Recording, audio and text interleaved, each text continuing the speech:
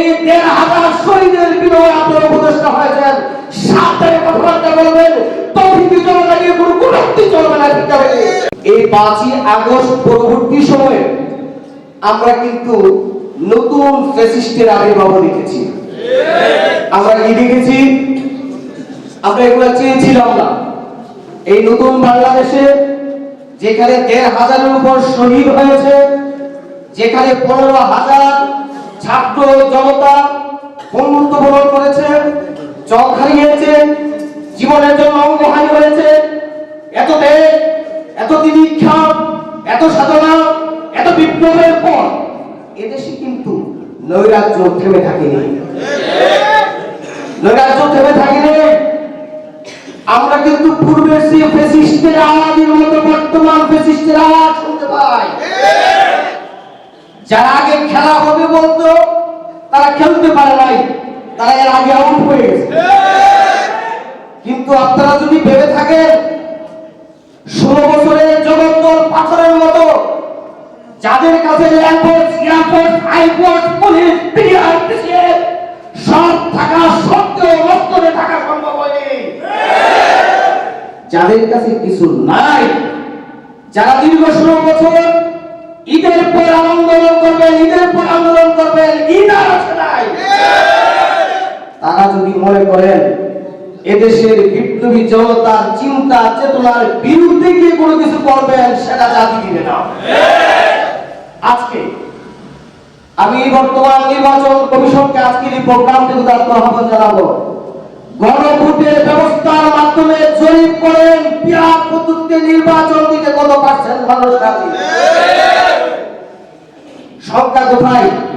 বর্তমান সরকার তো এক অর্থে তত্ত্বাবধায়ক সরকার নয়। ঠিক আছে, বর্তমান সরকার শেখ হাসিনার বিদায়ের উত্তর গতানুগতিক তত্ত্বাবধায়ক সরকার নয়, বরং বিপ্লবের মাধ্যমে অর্জিত সরকার। এটা কুলি মজদুরের সরকার, এটা জনগণের সরকার, এটা শিক্ষকদের সরকার, এটা তাকিমুদ্দের সরকার। সবার বাক স্বাধীনতা এই সরকার শুনতে হবে। যেখানে সংখ্যাগরিষ্ঠ রাজনৈতিক দলের মেজরিটি রাজনৈতিক দল চাচ্ছে পিয়ার পদ্ধতিতে নির্বাচন, সংখ্যানুপাতিক নির্বাচন। আপনারা যদি স্বচ্ছ, ওনারা বলেন দায়িত্বশীল রাজনৈতিক দল, এবং গতকাল দায়িত্বশীল রাজনৈতিক দলের প্রধান যিনি মহাসচিব, তার বক্তব্য শুনে যে আমরা তীব্র বিরোধিতা করি। আমরা আপনার আজকের বক্তব্য থেকে আপনার ওই বক্তব্যের তীব্র বিরোধিতা করি। বাংলাদেশে সংখ্যাগরিষ্ঠ মানুষের চিন্তা চেতনার বিরুদ্ধে যে আপনি যে চিন্তা লালন করেন, সে লালনের চিন্তা লালনকে আমরা তীব্র বিরোধিতা করি। আমরা চাই সমস্ত রাজনৈতিক দলের অংশগ্রহণের মাধ্যমে আগামী সম্ভাব্য নির্বাচন স্বাধীনতা উত্তর ৭১, স্বাধীনতা উত্তর ৫৩ বছর পরবর্তী সবচাইতে নির্বাচন এবং স্বচ্ছ সার্বিক একটা নির্বাচন। আপনারা অতীত ইতিহাস করলে আপনারা দেখবেন অতীতের এমন কিছু নির্বাচন হয়েছে স্বচ্ছ হয়নি সেটা বলা যায় না। ৯৬ নির্বাচন অনেকাংশেই স্বচ্ছ ছিল, কিন্তু স্বচ্ছ নির্বাচন আর সকলের অংশগ্রহণের জিনিস নয়। স্বচ্ছ নির্বাচনের মাধ্যমে নির্বাচন করলে কালো টাকা বন্ধ হয় না, বরং পিয়ার পদ্ধতিতে নির্বাচন করলে কালো টাকার বন্ধ হয়। ব্যক্তিকেন্দ্রিক প্রচারণা বন্ধ হবে, দলকেন্দ্রিক প্রচারণা উঠে আসবে। সেই জন্য আজকে আপনারা লক্ষ্য করবেন, যিনি প্রার্থী হন তিনি ৫০ কোটি টাকা, ২ কোটি টাকা ইনভেস্ট করেন, তিনি ৫০ কোটি টাকা অর্জনের ইচ্ছা পোষণ করেন। এটাই তো স্বাভাবিক। আমি যখন আমার ব্যক্তিগত জীবনে ব্যবসায় ইনভেস্ট করি, সেটা থেকে লাভ অর্জন হবে, সেটাই তো প্রত্যাশা। বর্তমান এই যে গতানুগতিক পদ্ধতি যেটা চালু আছে দীর্ঘদিন যাবত, সেটার মাধ্যমে আমি ৫ কোটি, ১০ কোটি, ২০ কোটি টাকা ইনভেস্ট করে ২০০ কোটি টাকা তো আমি এখান থেকে আমি খতিয়ে নিব, সেটা তো আশা করতেই পারি। যে পদ্ধতিতে নির্বাচন করলে কালো পথ বন্ধ হয়ে যাবে, ইসলামী আন্দোলন বাংলাদেশ পিয়ার পদ্ধতি নির্বাচন আজ থেকে ৫ বছর আগ থেকেই বলতেছে। আপনাদেরকে বলে দল দিতে চাই, এখন এই জাগরণের মাধ্যমে একটা ইসলামের বাতাস বাংলাদেশে পড়ছে।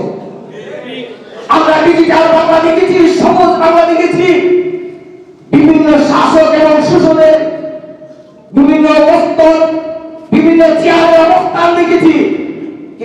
তাদের বাংলা নিরঙ্কুশ ভাবে দেখতে আমরা পাই না।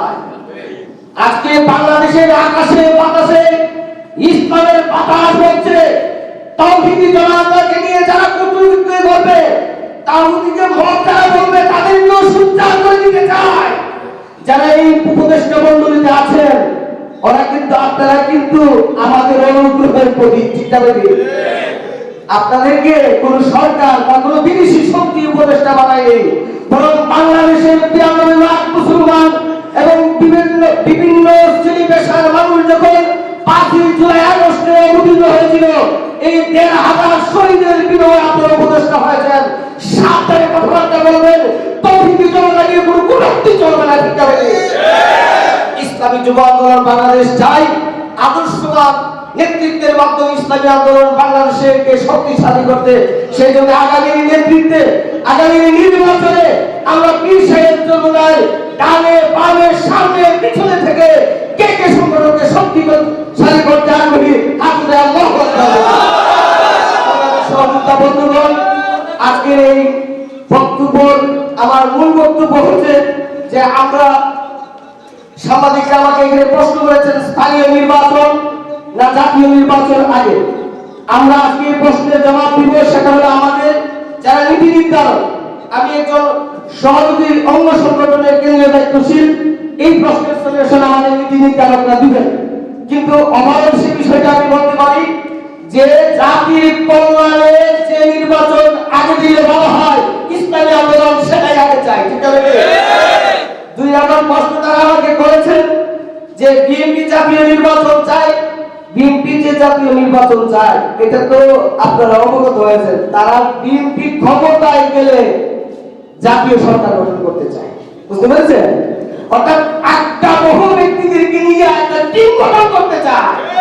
এই জাতি একটা বহু লোকদেরকে নিয়ে টিম গঠন আওয়ামী লীগ করেছিল, আর তারা আস্থা করে বিক্ষিপ্ত হয়েছে। 90 দেশের জনগণের মেরুরেখে যে সরকার হবে, সেই সরকারি ক্রিয়া পদ্ধতি নির্বাচনের মাধ্যমে হওয়া সম্ভব। এই বলে আমি আমার বক্তব্য শেষ করলাম। এবং আমরা আরেকটা প্রশ্নের সম্মুখীন হয়েছি যে আমাদেরকে প্রশ্ন করা হয়েছে যে জামাত ইসলামী সম্পর্কে।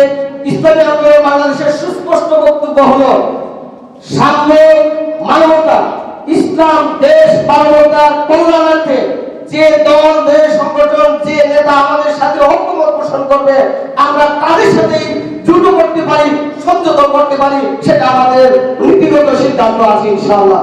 এই বলে আমি আমার বক্তব্য শেষ করলাম।